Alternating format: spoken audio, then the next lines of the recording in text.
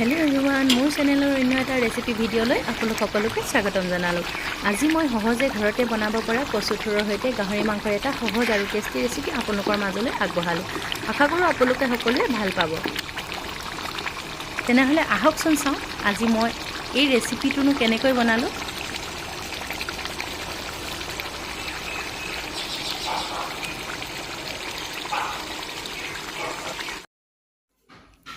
प्रथमे तेलखिनि भालदरे गरम होৱাৰ पाছত पियाज এটা কাটি তাতে দি দিলোঁ আৰু তাতে ধুই ৰখা মাংসখিনি এড কৰি দিলোঁ। ভালদৰে লৰাই অলপ টাইমৰ বাবে ঢাকি ৰাখিলোঁ।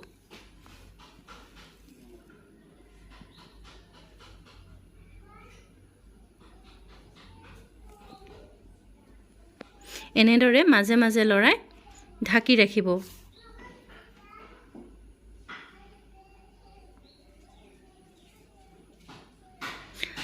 আৰু এতিয়া মই জোখৰ পৰিমাণৰ হালধি গুড়া দিছোঁ। ভালদৰে মিলাই অলপ টাইমৰ বাবে ঢাকি ৰাখিলোঁ।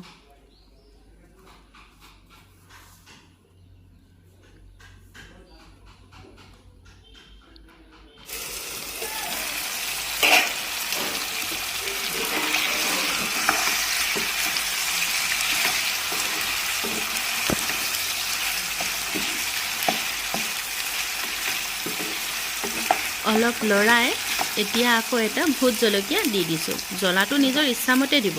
আমাৰ ঘৰত জ্বলাটো অলপ বেছি খাই বাবে মই দি দিছোঁ।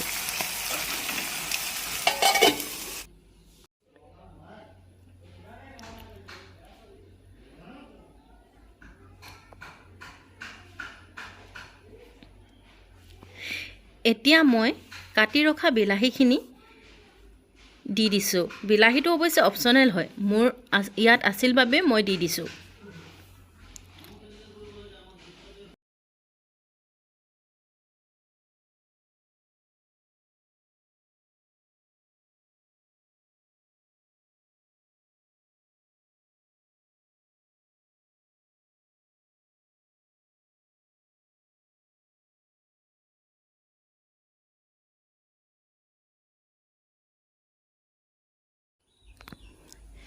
এতিয়া মই ইয়াত মেইন বস্তুটো দিম, মানে কচুথুৰি। কচুথুৰি আৰু আলুখিনি মই আগতে কুকাৰত বইল কৰি লৈছিলোঁ। ইয়াৰ লগত কেইটামান কণ জলকীয়াও দি দিছিলোঁ। এতিয়া ভালদৰে লৰাই উতলিবলৈ দিম।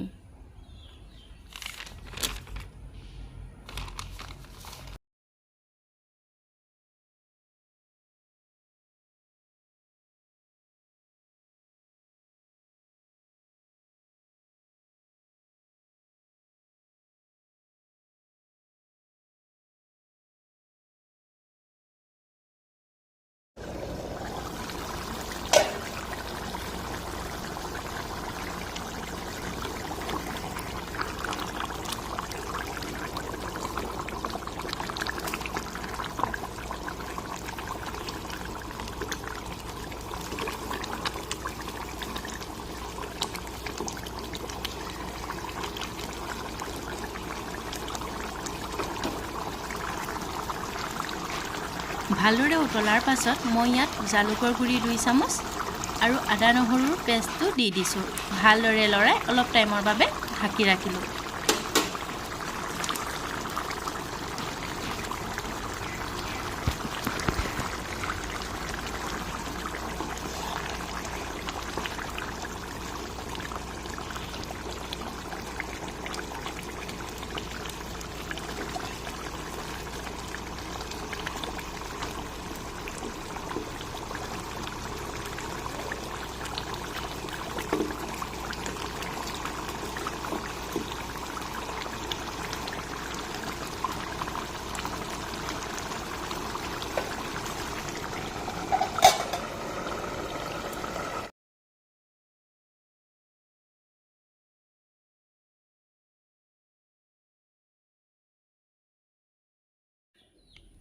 আৰু এতিয়া ইয়াত সোৱাদ অনুযায়ী নিমখ দিছোঁ।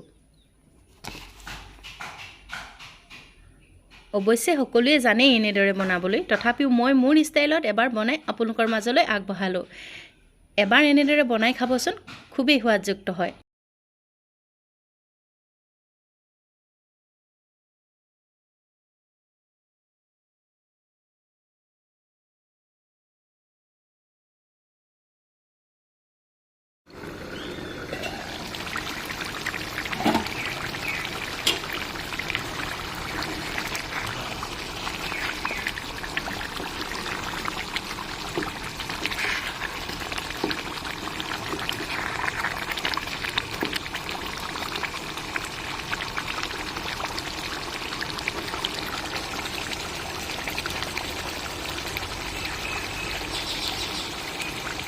আপোনালোকে যদি মোৰ এই ভিডিঅ'টো চাই ভাল পালে লাইক কমেণ্ট শ্বেয়াৰ কৰি চেনেলটো ছাবস্ক্ৰাইব কৰিব বুলি আশা কৰিলোঁ।